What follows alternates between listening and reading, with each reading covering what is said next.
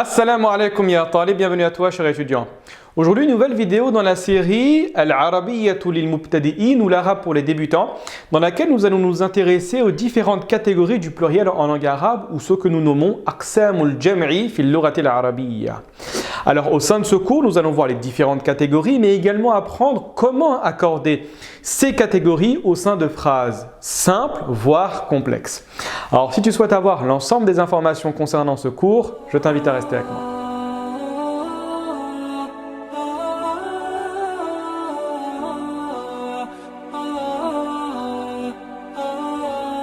Commençons sans plus tarder en essayant de répondre à la question suivante. Ma hiya fa'idatu hadha ad-dars? Quelle est l'utilité de ce cours en langue arabe? Alors pour avoir la réponse à ces questions, on va essayer de mettre en avant les différents éléments que vous allez trouver en face de vous. La connaissance des catégories du pluriel en langue arabe va énormément nous aider tout d'abord pour pouvoir différencier les êtres doués de raison des objets, idées et animaux.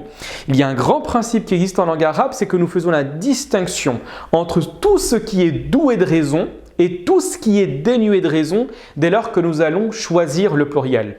Le pluriel va être basé principalement sur cette notion. Si c'est doué de raison, c'est-à-dire les êtres humains, ce sera une catégorie de pluriel. Et si c'est dénué de raison, alors en général, nous allons utiliser une autre catégorie de pluriel. La deuxième raison, c'est le fait de nous aider à construire convenablement la phrase. Effectivement, vous ne pouvez pas utiliser n'importe quel pluriel en langue arabe pour pouvoir construire une phrase correcte. Dès lors que vous allez vous baser sur la différenciation qu'on fait entre l'être doué de raison ou dénué de raison, cette sélection, cette indication va avoir un impact sur le choix du pluriel. Donc en gros, quand je sais différencier les différents pluriels en langue arabe, je sais construire des phrases de manière précise et juste. Et le troisième élément, c'est accorder à chaque type de pluriel la terminaison adéquate. Effectivement, comme en français, vous allez voir que pour certains mots, la terminaison va varier. Elle va être en fonction tout d'abord du type de pluriel que vous allez sélectionner, qu'on va voir au fur et à mesure de la vidéo, Inch'Allah ta'ala, mais également de la fonction du mot au sein de la phrase. Est-ce que je fais l'action?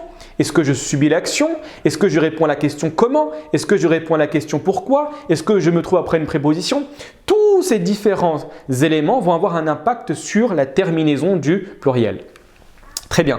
Donc commençons avec tout d'abord la présentation des différentes catégories de pluriel en langue arabe. Fil lughati al-arabiyya al-jam' munqasimun ila thalathati aqsam. Donc en langue arabe, le pluriel est divisé en trois grandes catégories.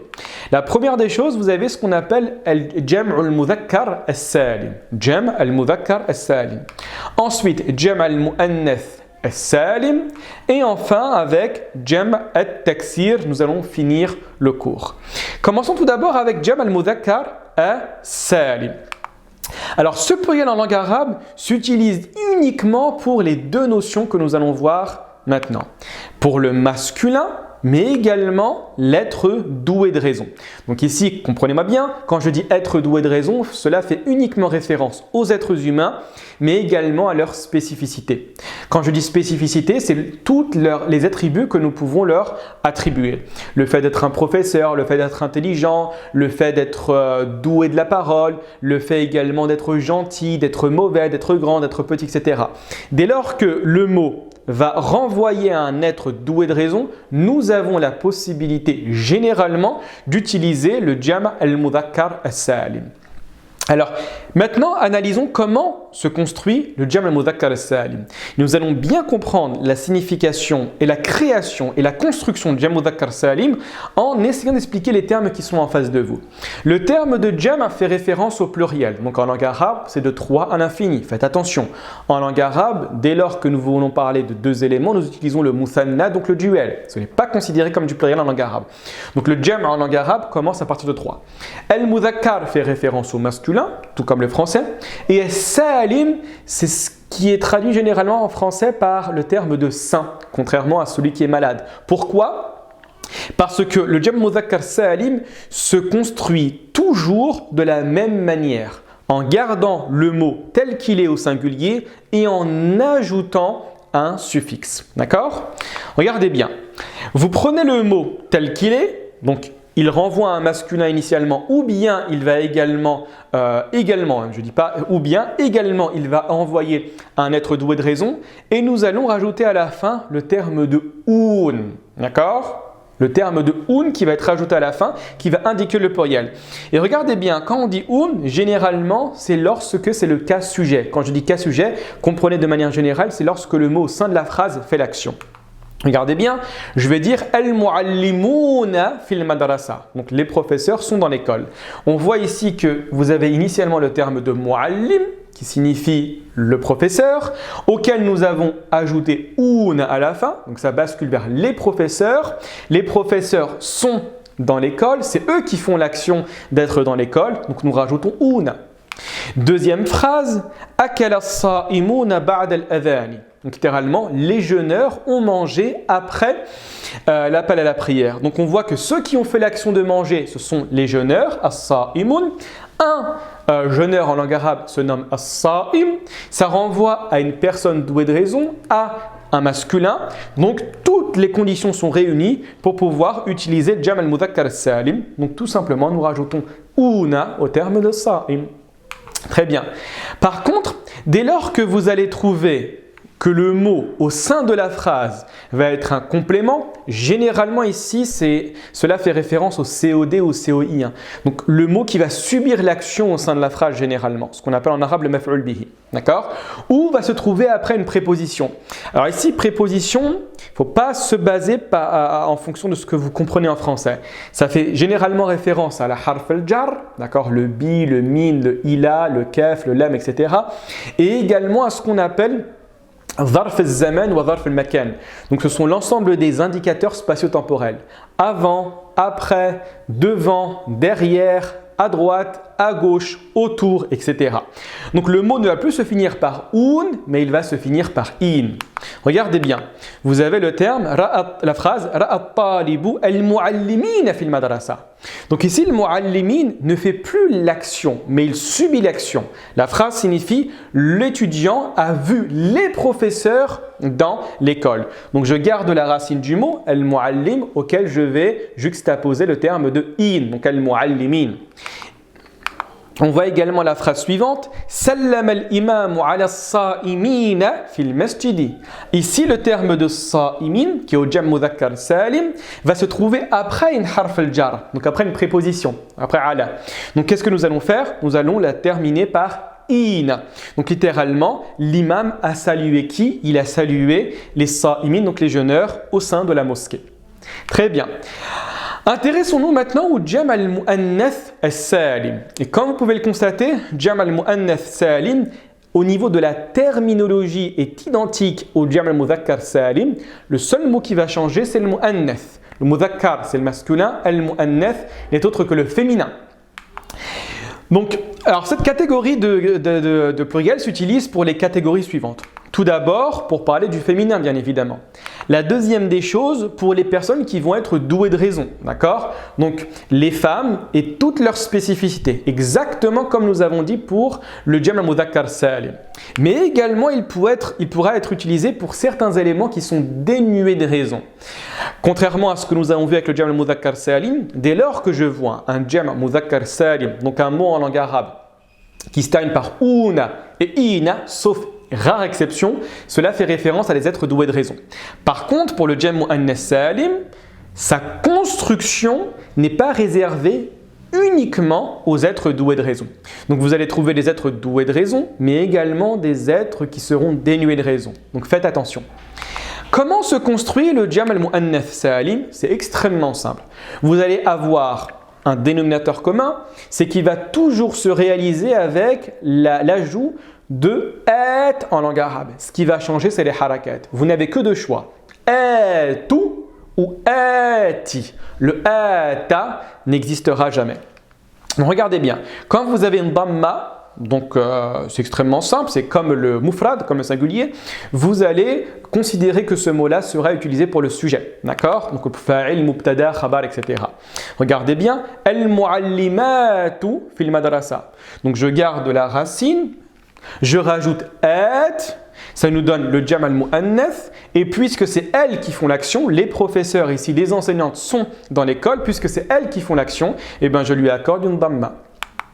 Deuxième exemple, akalat as-sa'imatu ba'da al-adhani. D'accord? Donc as-sa'imat, ce sont les femmes qui jeûnent, c'est elles qui font l'action, donc présence de atu. Très bien. Par contre, si le mot est considéré comme un complément ou bien va se trouver après une harf al-jar, vous n'allez pas dire atu, mais ati. Regardez bien, c'est important, ati avec une kasra. L'exemple en face de vous, ra'a talibul muallimati fil madrasati.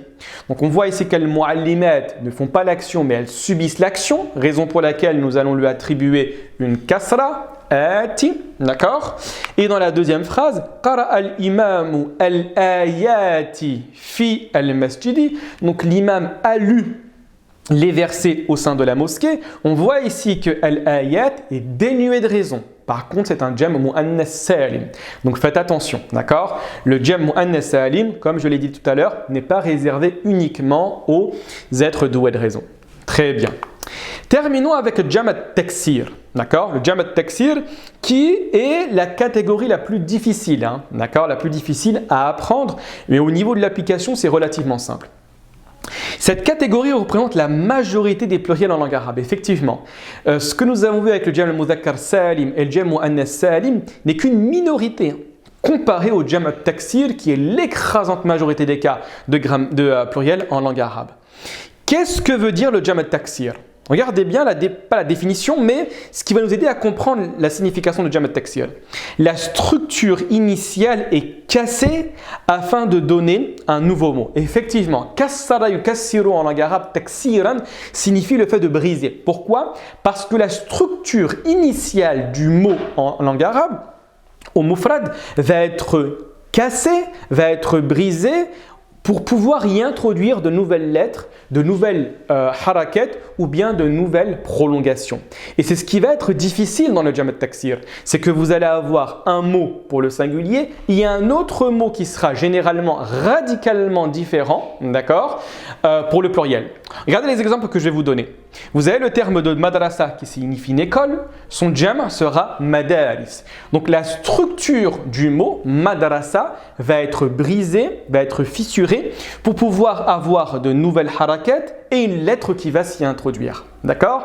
Donc le problème ici, c'est l'apprentissage par cœur. D'accord? L'apprentissage par cœur, c'est vrai que ce n'est pas évident, mais on vous demande de faire un peu plus d'efforts pour pouvoir apprendre cela.